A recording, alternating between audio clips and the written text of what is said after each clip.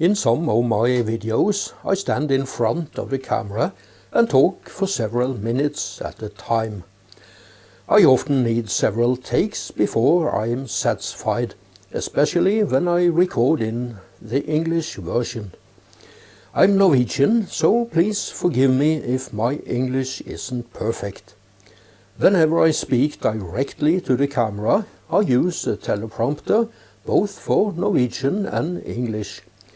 Here you can see how I set things up in my workshop. Instead of buying a commercial teleprompter, I built my own. And it has definitely become one of my more useful DIY tools. The text scrolls on my phone screen and it's reflected by a piece of glass set at 45 degrees angle in the front of the camera. The brilliant part is that I can see the text, but the camera cannot. I use the free version of Elegant Teleprompter on my phone.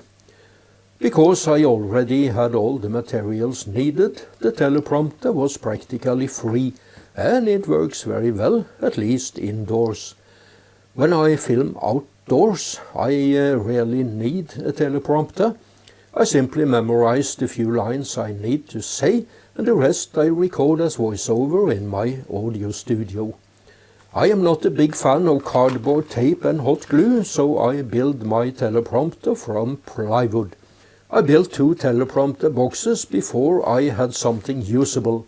The boxes themselves were fine, but I had to experiment to find the right glass for the 45-degree angle. I ended up using the plastic sheet from an IKEA picture frame. As long as you avoid scratches, it works very well. I wanted the glass to be replaceable, so I made small grooves for it to slide into.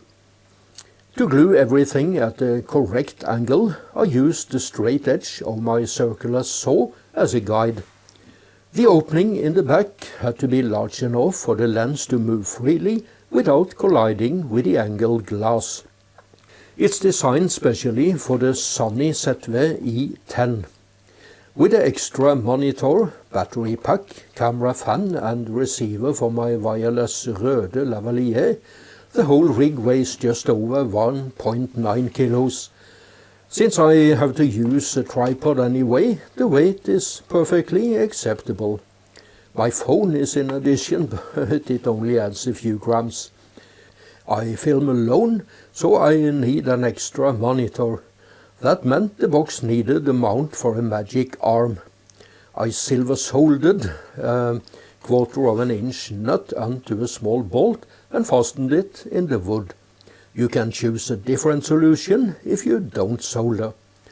Of course, you can build a teleprompter in many other ways.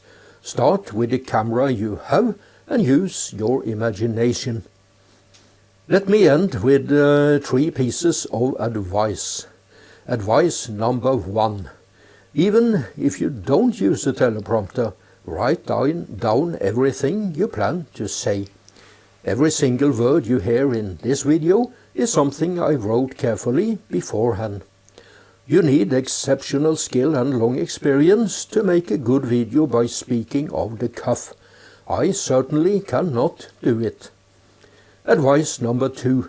Use a wireless lavalier microphone.